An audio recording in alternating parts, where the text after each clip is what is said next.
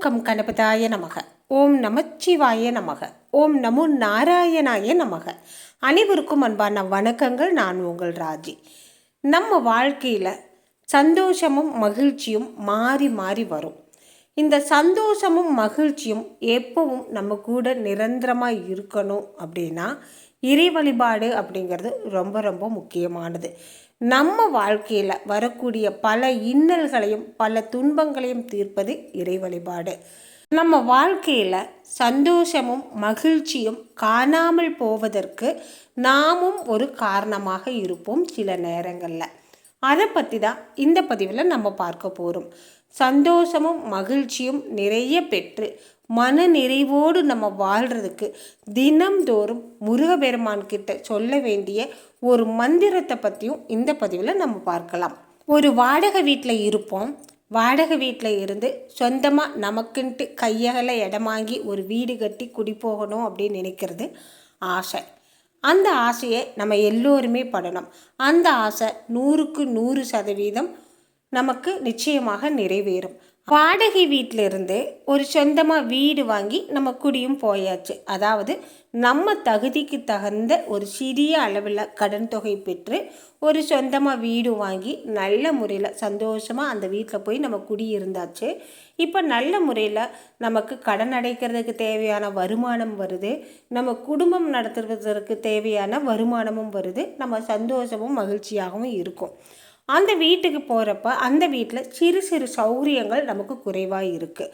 அப்போ நம்ம இதை விட பெருசாக ஒரு வீடு கட்டணும், இதை விட பெருசாக நம்ம கொஞ்சம் முயற்சி பண்ணணும் அப்படின்ட்டு மேலும் அதிகமாக ஒரு பெரிய கடனை வாங்கி ஒரு வீட்டை வாங்கிட்டு அங்கே போய் உட்காந்துட்டு கவலைப்பட்டுட்டு மன மகிழ்ச்சியும் சந்தோஷையும் தொலைச்சிட்டு நிறையா பேர் இன்றைக்கி இருக்கும். இந்த பிரச்சனைக்கு காரணம் என்ன அப்படின்னு கேட்டிங்கன்னா பேராசை.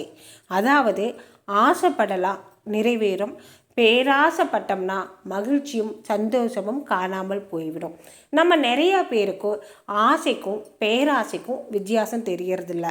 நம்ம ஆசைப்பட்டாதான் அது நடக்கும் அப்படின்ட்டு நம்ம தகுதிக்கு மீறி நம்மளுடைய வருமானத்திற்கும் நம்மளுடைய உழைப்புக்கும் மீறிய பெரிய ஒரு கடன் தொகையை வாங்கி வச்சுட்டு அதனால் மன உளைச்சலுக்கு ஆளாகி மன குழப்பத்திற்கு ஆளாகி ரொம்ப கவலைப்பட்டு வாழ்க்கையில் சந்தோஷத்தையும் மகிழ்ச்சியும் தொலைச்சி நிற்கிறவங்க நிறையா பேர்.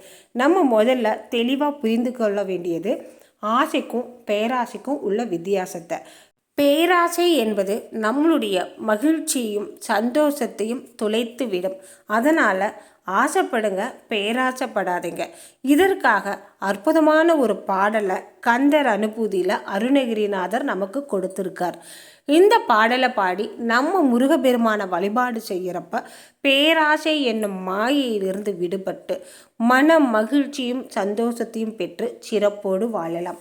நம்ம வாழ்க்கைக்கு நமக்கு என்ன தேவை, எது தேவை, எப்போ தேவை அப்படிங்கிறது இறைவன் கண்டிப்பாக பார்த்து பார்த்து கொடுப்பாருங்க.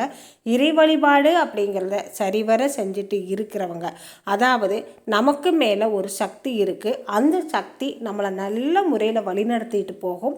நமக்கு தேவையானதை கண்டிப்பாக தேவையான நேரத்தில் கொடுக்கும் அப்படிங்கிற நம்பிக்கையோடு நம்ம இறைவனை வழிபாடு செய்தாலே போதும்.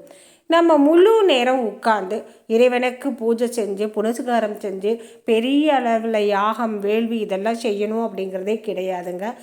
நம்மால் முடிந்த நேரத்தில் அப்படியே முருகா என்று 3 முறை சொல்வது, நமக்கு நேரம் கிடைக்கும்போது பக்கத்தில் இருக்கிற முருகன் கோவிலுக்கு செல்வது அல்லது தூர பயணம் சென்று நமக்கு பிடித்தமான முருகன் சன்னதிக்கு சென்று வழிபாடு செய்கிறது, வீட்லேயே நமக்கு நேரம் கிடைக்கிறப்போ ஒரு விளக்கேற்றி வழிபாடு செய்கிறது. இதெல்லாம் செய்ய முடியல அப்படின்னாலும், உடல் ஒத்துழைக்கல, நேரம் இல்லை, நம்மளால் முடியல அப்படின்னாலும், எந்த நேரத்திலும் எந்த சூழ்நிலையிலும் எப்பேற்பட்ட இக்கட்டில் நீங்கள் இருந்தாலும் எந்த இடத்துல நின்று வேணாலும் முருகனுடைய திருநாமத்தை நம்ம மனதில் நல்ல முறை சொல்லலாம். நம்மளுடைய மனதில் தான் இறைவன் சிம்மாசனம் போட்டு அமர்ந்திருக்கார். நம்ம மனதில் இருக்கிற இறைவனுக்கு மனதால் நாம் அபிஷேகம் செய்து ஆராதனை செய்து அவருக்கு வேண்டிய பாடல்களை பாடி வழிபாடு செய்தாலே போதுமானதுங்க. இறைவனை முழுமையாக நம்புறது இறை வழிபாடு அப்படிங்கிறது அது ஒன்று தான். நம்ம இப்போ அந்த அருணகிரிநாதர் சொன்ன அற்புதமான பேராசையை நீக்கக்கூடிய மன மகிழ்ச்சியையும் சந்தோஷத்தையும் தரக்கூடிய பாடலை பார்க்கலாம் வாங்க. பேராசை எனும் பிணியில் பிணிப்பட்டு ஓரவினையின் உழலத்தகுமோ, வீராமுது சூர்படவேல் எரியும் சூராசுரலோக துரந்தரனே. அப்பனே முருகா, பேராசை என்னும் பெரும் பிணியில் நான் சிக்கி தவிச்சிட்டு இருக்கேன். இந்த உலக மாயையிலிருந்து என்னை விடுபடுத்தி எனக்கு ஒரு நல்ல மோட்சத்தையும் ஞானத்தையும் அருள்வாயாக.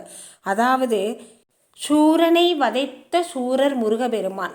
ஏன் சூரனை வதைத்தார் அப்படின்னா, பேராசையோட மொத்த உருவமே இந்த சூரபத்மன் தான். 1008 அண்டங்களையும் 108 யுகங்களாக ஆண்டும் அவனுக்கு மன நிறைவு கிடைக்கல.